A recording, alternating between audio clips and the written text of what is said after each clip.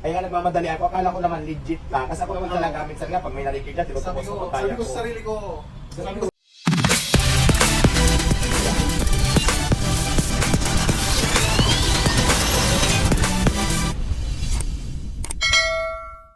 Kung ka lang sa aking channel, pakipindot ang subscribe at ang notification bell para update ka sa aking mga ginagawang video. kaya sabi ko sa kanila ma'am na hindi imposible ito, gagawin ko to para sa inyo, ipakita sa inyo kung gaano kabuti yung kalooban ni Madam Diwata.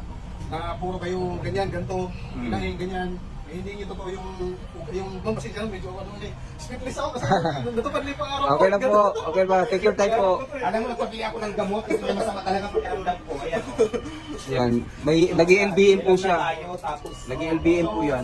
Yun, kita si ma'am may ano pa pala, may may karamdaman talaga ako. Oh. Ma'am, prank po yun lahat. Kunwari lang yun. And salamat, saludo po sa So inyo. ayan, binalik niya yung 500 pesos. Actually, legit talaga yan. Kasi Wow. ang sabi niya sa akin, ako wala siyang panggas, wala pa siya ng piso. Sabi ko, full tank, 500, pwede na yun. Ano? Wow, galing. Kita niyo naman. It's a prank.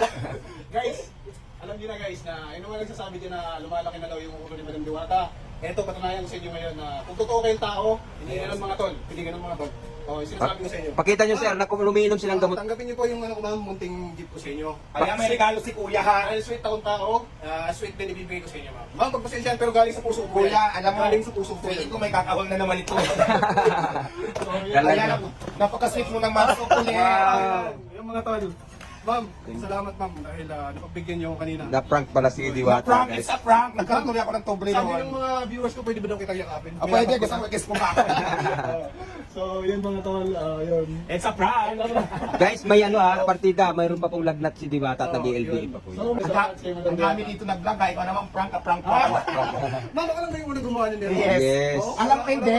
Doon sa hiningi ng tulong, marami talaga. Kaya lang siyempre ako, pinipili ko din naman yung deserve. Akala ko kasi parang naubusan ka talaga ng panggasolina. Sabi ko para makawito, kailangan siguro talaga. Kaya nagbigay ako sa'yo. Actually, Kinakabahan ako kanina, ma'am. galing ako ng CR, no? Nagmamadali nga ako kasi nagtatay nga ako. Tapos may lagnat ako. Tapos sabi mo, talaga ba? Sabi ko, yan, legit yan pag hindi scam. Gumanon ako kasi gano'n naman ako, prangkahan tayo eh. Tapos gumanon na ako kasi may nag-order na din ako ng mga kailangan ko. So, it's a prank. Sa prank, so mga tol, si Madam mga tol. So, thank you so much, ma'am. Thank you so much. Salamat sa tsokolate ha. Napaka-sweet mo naman, baka may kumahol na naman, bigyan ko kayo ng tsokolate. Ma'am, pwede ba pakis ako dito? Sige. Ma'am, thank you so much po. Sige. More blessings po. More blessings.